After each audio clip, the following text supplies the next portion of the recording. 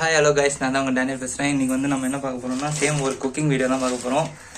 என் கூட யாரும் இருக்கவங்க பார்த்தீங்கன்னா எங்கள் அம்மா தான் இருக்காங்க. அவங்க தான் குக்கிங் பண்ண போகிறாங்க. நான் எப்போதுமே கோல்டு வினர் தான் யூஸ் பண்ணுவேன். ஆனால் 30-35 வருஷமாக யூஸ் பண்ணிட்டு இருக்கேன். இந்த கோல்டு வினர் தவிர வேற எதையும் யூஸ் பண்ண மாட்டேன் எப்போதுமே.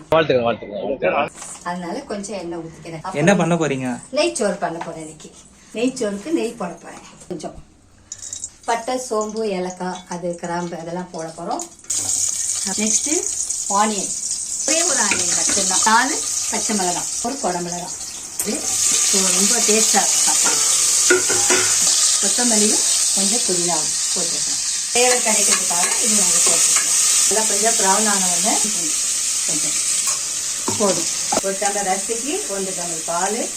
பாஸ்மதி ரைஸ் தான் வச்சுருக்கிறேன். தேவையான அளவு உப்பு போடணும். அரிசியை கொஞ்சம் நெய்யில் வறுக்கும் போது நல்லா வாசனையாக இருக்கும், டேஸ்ட்டாகவும் இருக்கும். கொஞ்சம் உப்பு, தேவையான அளவு உப்பு. அப்புறம் பால், டம்ளர் பால் ஊற்றுறேன். அதே மாதிரி 1/2 டம்ளர் தண்ணி ஊற்றுறேன் இப்போதைக்கு. அதே மாதிரி 1/2 டம்ளர் அரிசி போட்டிருக்கேன் எக்ஸ்ட்ரா. அதுக்கு 1 டம்ளர் அரிசி தண்ணி. கொஞ்சம் தயிர் கொஞ்சம் டேஸ்ட்டு. 8 நிமிஷம் தான் சாப்பாடு. இப்போ நெய் சோறுலாம் ஓகே தான். தொட்டுக்கண்ணா சிக்கன் கிரேவி அப்பதான் டேஸ்டா இருக்கும். மொத்தமா ரொம்ப சேஸ்ல கொஞ்சம் போட்டுவோம். ஆனியன், பச்சை மிளகாய் கொஞ்சம் ப்ரௌன் ஆகும். வதங்கிட்டு இருக்குது இப்போதைக்கு. வெங்காயம் வதங்கட்டும். இஞ்சி பூண்டு அப்படியே தக்காளி போட்டோம். அப்புறம் மஞ்சள் போட்டு கறியை வாஷ் பண்ணி வச்சிருக்கோம். அது போதும்.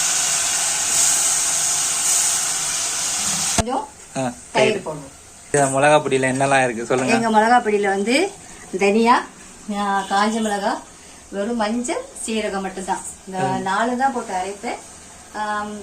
அது ரொம்ப நல்லா இருக்கும். மிளகா பொடி குழம்பு, எல்லா குழம்புக்குமே நல்லா இருக்கும். ஸ்பூன் தான் 2 ஸ்பூன் 2 ஸ்பூன் போடுவேன். இன்னும் கொஞ்சம் வாட்டர் ஊற்ற போறேன். பொடிட்டு 5 நிமிஷம் அதை வந்து அதை நல்ல பூ போல வெந்தோன்னு. நான் எப்பவுமே தாளிச்சு கொட்டுற பழக்கம் இருக்குது. வெங்காயத்தை போட்டு தாளித்தா அது வந்து இன்னும் வேற லெவலில் டேஸ்ட் வரும். ஒத்தி ஆயிரும். ஆறிட்டுன்னா ஒத்தி ஆயிரும். செமையாக வெந்திருக்குது. அப்படியே கொட்டணும். நெய்ச்சோறு எடுக்க போகிறோம்.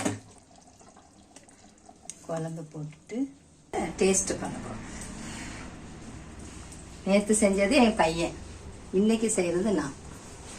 நேற்று என் பையன் செஞ்சா குழம்பு வேற லெவலில் இருந்தது, நல்லா இருந்தது. இன்னைக்கு நான் செய்தேன். நெய்ச்சோறும் சிக்கன் குழம்பும் கிரேவி சாப்பிட போட சாப்பிடுவோம். செம்ம டேஸ்ட்டு, உண்மையிலே நல்லா இருக்கு. நீங்க வந்து ட்ரை பண்ணி பாருங்க. மறக்காம சர்ப்ரைஸ் பண்ணுங்க. தேங்க்யூ.